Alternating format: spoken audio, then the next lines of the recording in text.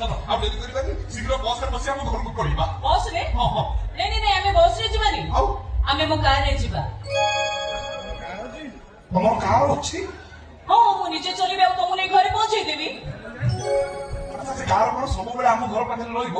ଆମ କାର୍ ଆମ ଘର ପାଖରେ ରହିବନି। ମାନେ ମୁଁ କଣ ସେଇଥିରେ ବସି ରୋଷେଇ କରିବାକୁ ଯିବି? ମୁଁ ତମକୁ ସେଇଥିରେ ନେଇ ଛାଡି ଦେଇ ଆସିବି ଆଉ ତମ ରୋଷେଇ କାମ ସରିଲା ପରେ ପୁଣି ଯାଇ ନେଇ ଆସିବି। ଆଚ୍ଛା ରୁହ ତେଲ ପକେଇବାକୁ ପଇସା କୋଉଠୁ ଆଣିବା? ତମେ କି ଏତେ କଥା ଚିନ୍ତା କରୁଛ? ତମେ ଖାଲି ତମ ଘରେ ପାଖରେ ପହଞ୍ଚେଇ ଦିଅ, ତାପରେ କଣ କରିବ ମୁଁ ତ ବୁଝେଇ ଦେବି। ଆସ ଯିବା। ପୁଣି କଣ ହେଲା?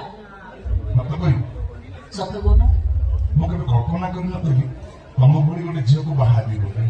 ମୁଁ ସତ କହିବି? କହୁନ। କଳ୍ପନା ମୂଳେ ଜଗତ,